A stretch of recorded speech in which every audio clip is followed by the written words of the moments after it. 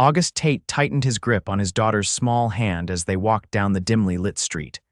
The worn-out soles of his boots scuffed against the pavement, but he barely noticed. His focus was on making sure 8-year-old Maddie was safe beside him. "Daddy, can we get ice cream?" Maddie asked, her blue eyes wide with hope. August forced a smile.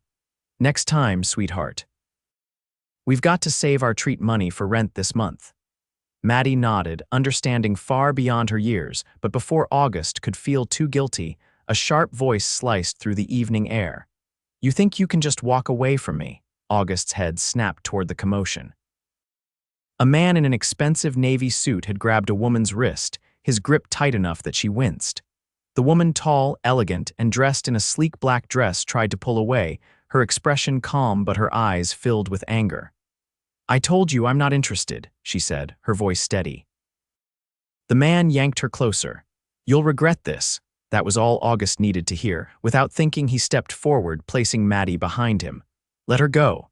The man turned, eyes narrowing as he took in August's faded jeans and work-worn hands. He scoffed. "This isn't your business." August didn't budge. "You're hurting her." "Let her go." The woman looked at August, surprise flashing across her face. She didn't seem like someone who was used to being defended by strangers. The man's lip curled in disdain. "Do you know who I am?" "No," August said, "and I don't care." The man let out a bitter laugh before shoving the woman's arm away. "She's not worth the trouble anyway," he muttered before storming off. August turned to the woman. "Are you okay?" She rubbed her wrist. "I am now." "Thank you." Maddie peeked out from behind August. That man was mean. The woman's tense expression softened as she knelt to Maddie's level. "He was, but your dad is very brave," Maddie beamed. "I know." August ran a hand through his dark hair, suddenly feeling awkward. "Do you need a ride somewhere, or a phone to call someone?" The woman straightened, studying him for a moment. "I'll be fine, but can I buy you both ice cream as a thank you?" August hesitated. He was used to doing everything on his own, never accepting help. But Maddie's hopeful gaze made the decision for him. "All right," he said, "but just this once." The woman smiled, a real, genuine smile. "I'm Gwendolyn Fairchild." August shook her hand, noting how soft her skin was compared to his calloused fingers. "August Tate." And with that, the night took a turn he never could have expected. Gwendolyn led them to an upscale cafe on the corner, its large windows glowing with warm light. Inside, the scent of freshly baked pastries and melting chocolate filled the air. A well-dressed hostess greeted them, her eyes widening slightly at August's worn-out boots and Maddie's scuffed sneakers, but Gwendolyn's presence silenced any hesitation. "3 ice creams, please," Gwendolyn said as they settled into a corner booth. She turned to Maddie. "What flavor do you like best?" Maddie's eyes flickered between the options listed on the menu. "I've never had anything fancy before," she admitted. Gwendolyn's expression softened. "Then you should try a little of everything." She signaled the server. "1 of each flavor, please." August opened his mouth to protest, but Gwendolyn shook her head. "It's a thank you, August. Let me do this," he exhaled, leaning back against the cushioned seat. "You don't owe me anything." She tilted her head. "That's not how gratitude works." Maddie, completely unaware of the undercurrent between them, swung her legs happily beneath the table. "Are you a princess?" she asked Gwendolyn. August choked on his water. "Maddie," Gwendolyn laughed, a rich, melodic sound that caught August off guard. "No, but I suppose some people think of me that way." Maddie considered this. "You look like one." The server arrived, placing bowls of colorful scoops in front of them. Maddie's face lit up, and she wasted no time digging in. August watched her for a moment before turning back to Gwendolyn. "That man from earlier, who was he?" She stirred her spoon through her bowl before answering. "A business associate, or he used to be. He didn't take rejection well." August frowned. "He didn't seem like someone who hears no very often." Gwendolyn's gaze darkened slightly. "He doesn't." "Which is exactly why I needed to say it." August studied her, noticing the way her fingers curled slightly against the table's edge. There was something she wasn't saying, but he didn't press. He knew what it was like to carry burdens in silence. Instead, he changed the subject. "So what do you do?" She hesitated for only a fraction of a second before responding. "I run a company." August raised an eyebrow. "That's vague," she smiled. "It's complicated." He decided not to push. He wasn't one to pry into things that weren't his business. Maddie, however, had no such reservations. "Do you have a castle?" Gwendolyn laughed again. "Not exactly." August chuckled. "You're going to have to be careful or she'll start calling you Queen Gwendolyn." Gwendolyn tapped her spoon against her chin. "I don't hate the sound of that," Maddie grinned. "Do you have a prince?" August stiffened slightly, but Gwendolyn only leaned forward, resting her chin in her palm. "No prince," she said lightly. Maddie pointed her spoon at her father. "Daddy's strong." "You should pick him." August groaned, covering his face with one hand. "Maddie." Gwendolyn didn't laugh this time. Instead, she looked at August with something unreadable in her expression. "He certainly is." August cleared his throat. "We should probably head home." "Maddie's got school in the morning." Gwendolyn looked disappointed but nodded. "Of course." As they stepped outside, the night air was crisp, a stark contrast to the warmth of the cafe. Maddie yawned, rubbing her eyes. "Can I give you both a ride?" Gwendolyn asked. August shook his head. "We're close, walking's fine." She hesitated, then reached into her small purse and pulled out a card, "In case you ever need anything." August took it, glancing at the name embossed in gold, Fairchild Industries. His gaze lifted to hers, realization flickering in his eyes. She wasn't just wealthy, she was Fairchild wealthy, one of the most powerful families in the country. Gwendolyn saw the change in his expression and smiled, but there was something almost hesitant in it. "Good night, August," she said softly. As she stepped into a sleek black car that had been waiting at the curb, August watched the taillights disappear into the distance. Maddie tugged on his hand. She was nice. August nodded, slipping the card into his pocket. "Yeah," he murmured. She was. August sat on the worn-out couch in his modest apartment, staring at the card Gwendolyn had handed him. The name Fairchild carried more weight than he was comfortable with. He had spent years keeping his world small, focused on Maddie, on survival. People like Gwendolyn Fairchild lived in a different universe, one filled with power and privilege. He should have tossed the card aside and forgotten about that night. And yet, he hadn't. Maddie's soft breathing came from the other end of the couch, where she had fallen asleep curled up against his side. He adjusted the thin blanket over her, brushing a stray curl from her forehead. His daughter was his entire world, and he had promised himself he'd never do anything to disrupt the fragile stability he had built for her. But Gwendolyn had already disrupted something in him. He tucked the card away and dismissed the thought.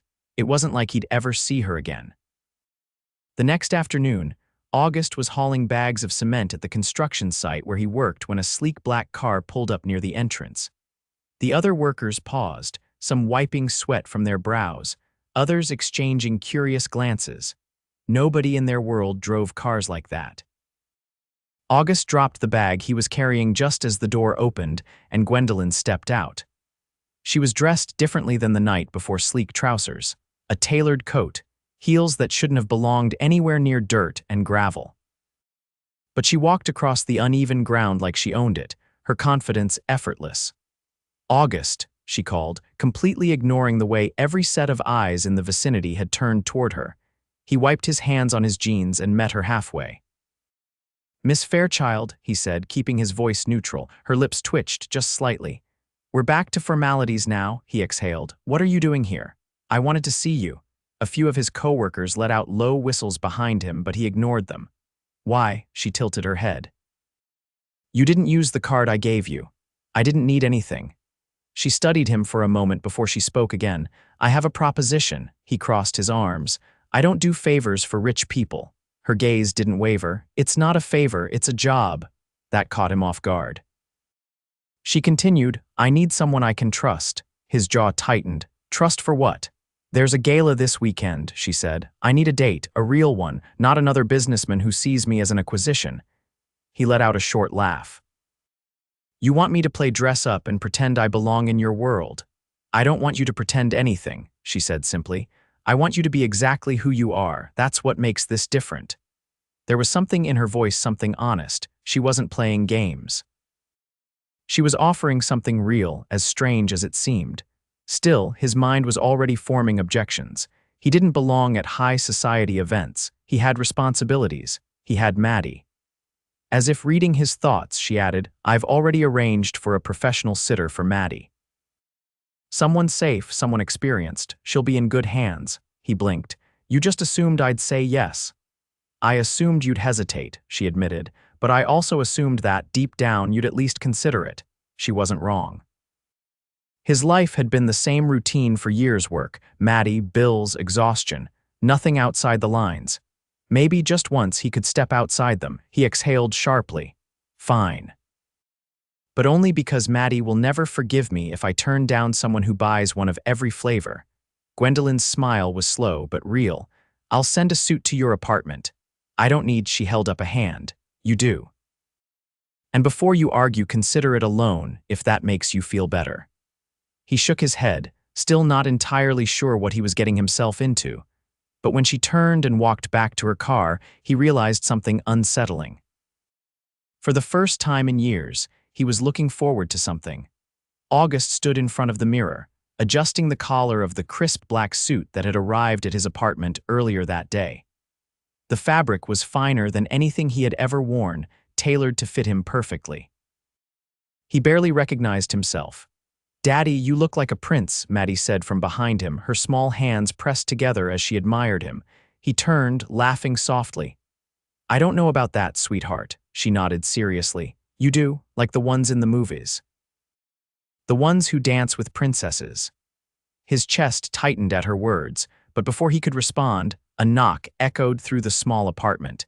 He opened the door to find a professional-looking woman standing there, the babysitter Gwendolyn had arranged. Maddie ran to grab her favorite stuffed bunny, already bubbling with excitement at the idea of having someone new to talk to. August gave the sitter a few instructions before stepping outside, where a sleek black car waited at the curb. He barely had time to process before the driver opened the door for him. Inside, Gwendolyn was waiting. She wore an evening gown of deep sapphire, the fabric clinging to her frame before flowing elegantly to the floor. A delicate diamond necklace rested against her collarbone, catching the dim light. But it wasn't the dress or the jewels that held August's attention, it was the way she looked at him. "You clean up well," she said, her voice carrying an edge of something softer than amusement. "You don't look so bad yourself," he admitted. She smiled, and for a moment they simply looked at each other, the air between them charged with something neither of them acknowledged. Then the car pulled away from the curb, taking them toward a world August had never stepped into before. The gala was held in a grand estate, its massive chandeliers casting golden light over the elegantly dressed crowd. August followed Gwendolyn inside, feeling every pair of eyes flick toward him. He was used to being invisible, to blending into the background. But now, standing beside Gwendolyn, he was anything but. "Just stay close," she murmured, her fingers brushing against his wrist. "They'll stare, but they won't say anything to me. Because you're Gwendolyn Fairchild. Because I don't let them." He believed her. A waiter passed by, and before August could react, Gwendolyn plucked a glass of champagne from the tray and handed it to him. "Try not to look like you're sizing up an escape route," she teased. He exhaled through his nose. "I'm not used to this." She tilted her head, studying him. "Would it help if I told you that? Neither am I." He gave her a doubtful look. She laughed softly. "I know what they expect of me. I know the moves I'm supposed to make, but I don't belong to them, not really." The words settled in his chest in a way he didn't fully understand. Before he could respond, a voice cut through the hum of conversation. "Gwendolyn." August turned to see a man approaching, his sharp gaze flicking over him before settling on her. Recognition sparked. This was the same man from the street that night. August tensed instinctively, but Gwendolyn placed the slightest pressure on his arm, a silent reassurance. "Thorn," she said coolly. Thorn's lips pressed into something that wasn't quite a smile. "I was surprised to hear you brought a guest tonight." "Then you don't know me as well as you think," she replied. Thorn's gaze flickered toward August again, assessing, calculating. "You certainly have a taste for the unexpected." August held his stare, unwavering. He had spent years around men who thought their wealth made them untouchable. He wasn't impressed. "If you're done," Gwendolyn said, her voice edged with steel, "I have no interest in entertaining you further." Thorn's expression darkened just slightly, but he inclined his head. "As you wish." As soon as he walked away, August leaned down, voice low. "That guy is bad news." "I know," she said simply. He shook his head. "Then why? Because in my world, you don't always get to choose who you cross paths with." He hated that answer. She reached for his hand, lacing her fingers through his. "Come with me." He let her lead him through the crowd, through corridors lined with towering windows, until they stepped onto a balcony overlooking the sprawling gardens below. The night air was crisp, carrying the faint scent of roses. She turned to face him, her expression unreadable. "Are you regretting this yet?" "No," he answered immediately. That seemed to surprise her. "No," he exhaled, running a hand over the back of his neck. "I won't lie and say I fit in here, but I don't regret coming with you." Something shifted in her eyes. August, he didn't know who moved first, but suddenly she was in his arms. The distance between them disappeared, her hands resting against his chest, his fingers ghosting over the fabric of her dress. "I don't know what this is," he admitted, his voice rough. "But I know I don't want it to end tonight." Her breath hitched. "Neither do I." And then she kissed him. The world, the gala, the expectations, all of it faded. There was only her, only this moment. When they finally pulled apart, her forehead rested against his, her breath warm against his skin. "You've ruined me," she murmured. He let out a rough laugh. "I think you've got that backwards." She smiled against his lips. "Stay in my world a little longer, August."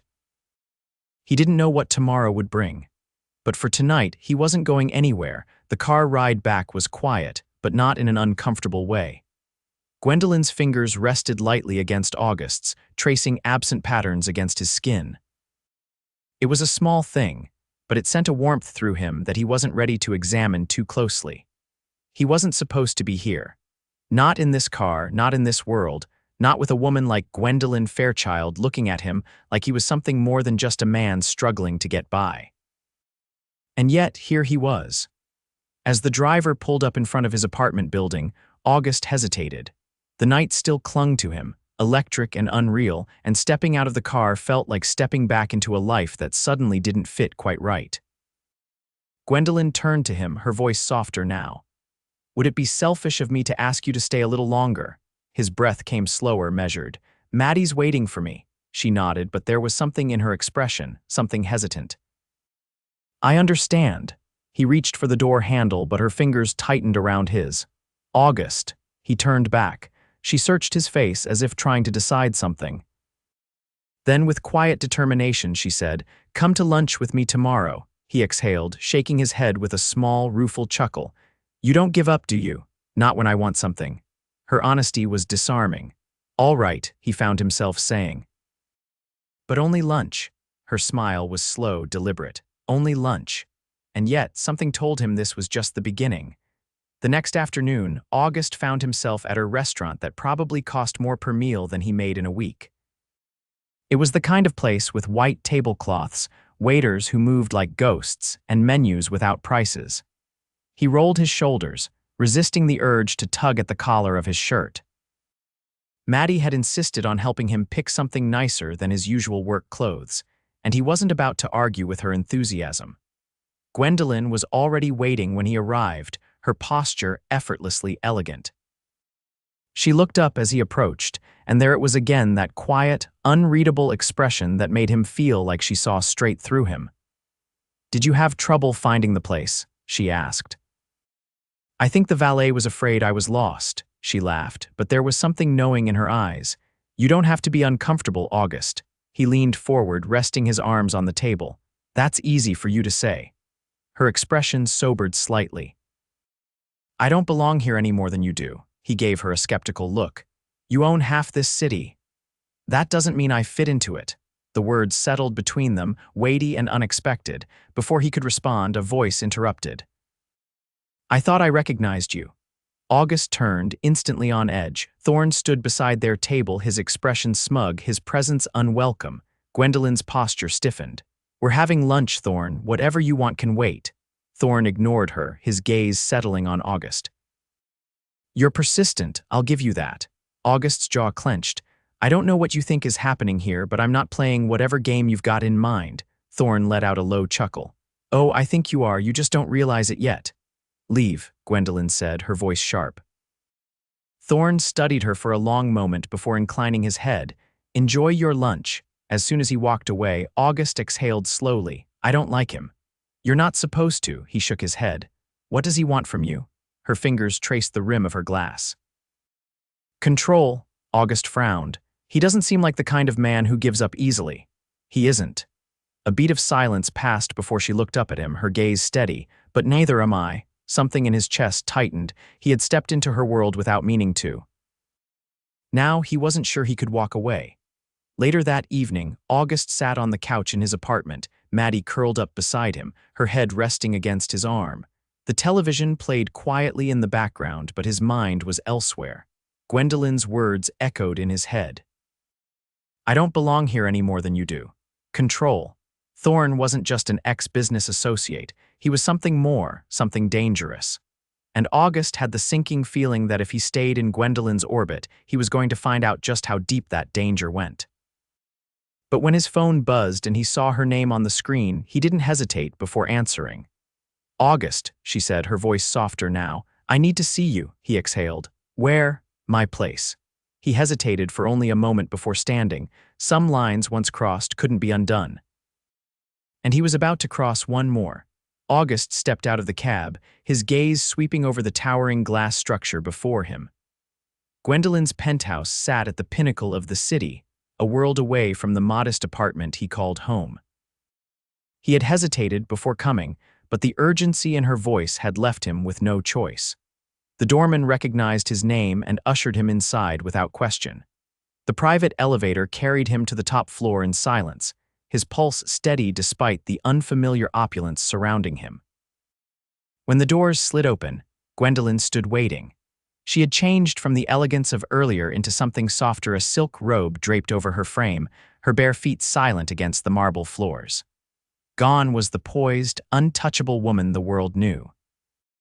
In her place stood someone raw, vulnerable. August stepped forward. "What happened?" she exhaled, leading him inside. The penthouse was vast, a sleek blend of glass and steel, but it didn't feel like a home. There were no personal touches, no warmth. It was more of a statement than a sanctuary. She moved to the floor-to-ceiling windows, looking out over the city lights. Thorne isn't going to stop. August already knew that. What did he do? He's been pushing for a merger between our companies. A move that would give him access to Fairchild Industries in ways I can't allow. Her reflection in the glass was tense. "I refused. He didn't take it well." August's jaw tightened. "Did he threaten you?" She turned to face him, something dark in her eyes. "Not directly. But I know the kind of man he is." August had seen enough to believe her. "So what do you need from me?" She hesitated. "I don't know." That honesty struck him harder than anything else. Gwendolyn Fairchild always had answers. The fact that she was unraveling in front of him meant something. He moved closer, gently tipping her chin up so she had no choice but to meet his gaze. "You do know." Her lips parted, but no words came. Instead, her hands fisted in the front of his shirt as if grounding herself. "I don't want to fight this alone anymore," she admitted. The weight of her words settled deep in his chest. "You're not alone," he said. Something flickered in her eyes, something fragile and fierce all at once. He didn't think, he just acted. His mouth found hers, the tension between them snapping like a cord pulled too tight. She melted into him, her fingers threading through his hair, pulling him closer. It wasn't just desire, it was something deeper, something inevitable. When they finally broke apart, her breath was uneven, her forehead resting against his. "I don't know how to do this," she whispered.